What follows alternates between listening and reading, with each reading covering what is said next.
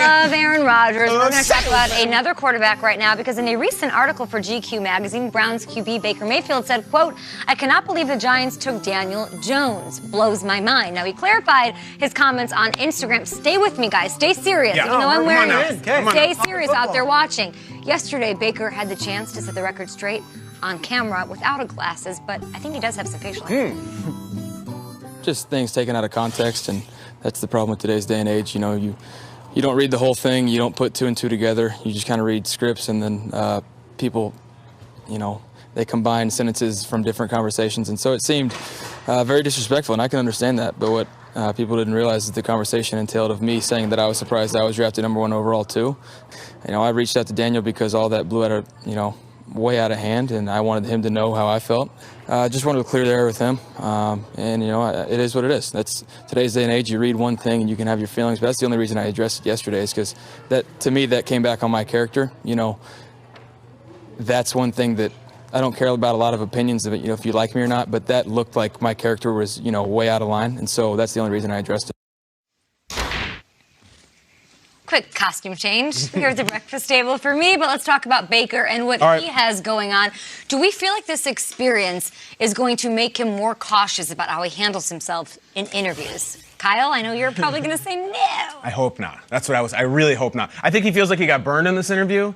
The coverage shifted on him, right? You got picked off. You got to have a short memory as a quarterback. There is a West Coast-based burger chain that we've all been to. They have a very simple menu. They only have like 3 or 4 things on it. I read an interview once with the CEO, and she's a woman who said, our whole business philosophy is change nothing. Never change, never add any items. It works for us. And I've said the same thing for Baker Mayfield. Change nothing. It is what makes him him. Never mind this interview. Daniel Jones, forget about it. You don't like it, keep going and keep. The worst thing Baker Mayfield can do at this stage in his career and say, let me rein it in a little bit. Yeah. You know, he talked to Complex magazine last weekend too. I thought this was an even better quote. He said, quote, "What I've done my whole life has gotten me here. There's improvements I can make, sure, but my approach I cannot change. This is a blip in the radar, Baker. Keep going from the hip." Listen, with Baker Mayfield, he's starting to realize that everything he says is going to be blown up 1,000 times. And I find it interesting, though, that he had those comments about his former teammate, Duke Johnson, when he was going through all those trade issues, saying this is self-inflicted. Either you're in or you're out. You want to be here or you don't. And he was very unapologetic about it.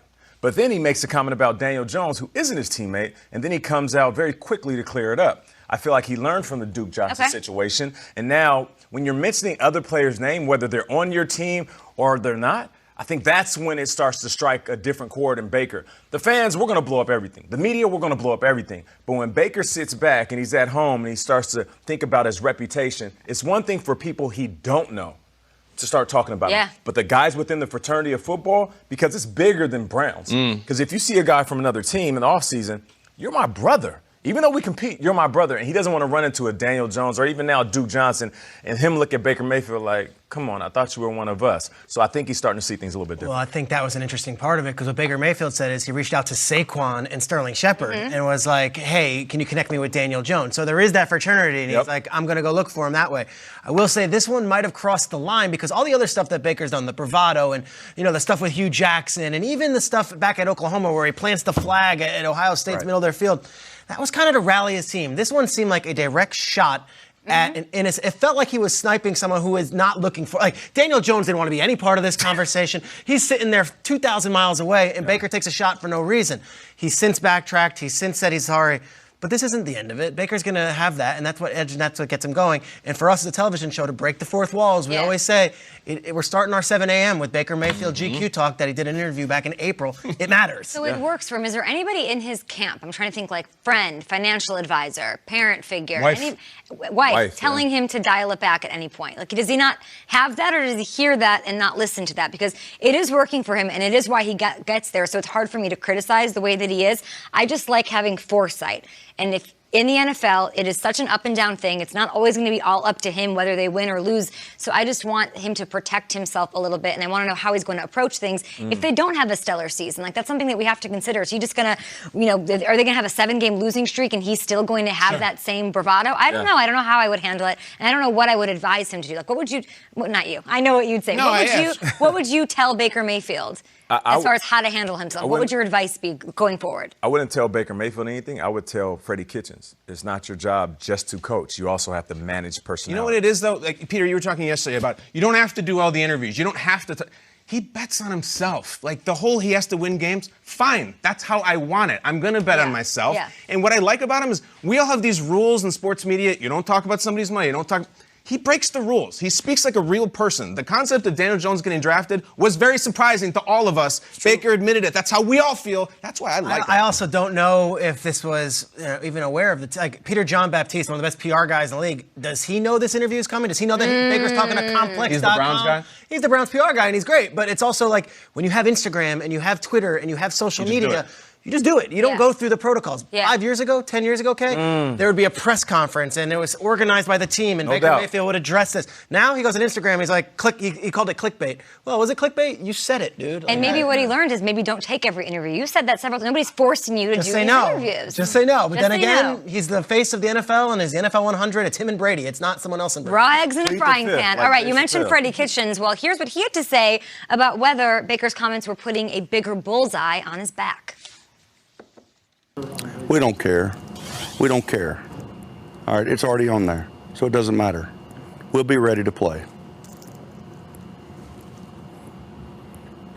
I don't know what a bullseye is. I don't know what that is. Does anybody know? Does anybody know what a bullseye is? If they're not trying to beat our and we're not trying to beat their I don't know what else you do. Because that's what we're going to try to do. Hopefully they try to do the same. I love Freddie Kitchens, but I kind of disagree with him here. Bullseyes do exist. Hugh Jackson had a bullseye when he went to the Bengals in the eyes of Baker Mayfield. Rivalries wouldn't exist if bullseyes didn't exist that are perpetuated by things that you say and clippings that go on bulletin boards. You were in fierce divisions, real-life rivalries. Do you agree with him? I agree with him 100%. I never fell for the rivalries. I feel like you show up, there's 16 weeks. You got to win every game. Like, how much different is a game against your interdivision rival than it is against somebody that you don't face twice a year? So for me, when somebody says, oh, there's a bullseye on my back, or when media would get all bent out of shape when a guy say, we're going to win this weekend. And then, oh my, are you guaranteeing a win, Mr.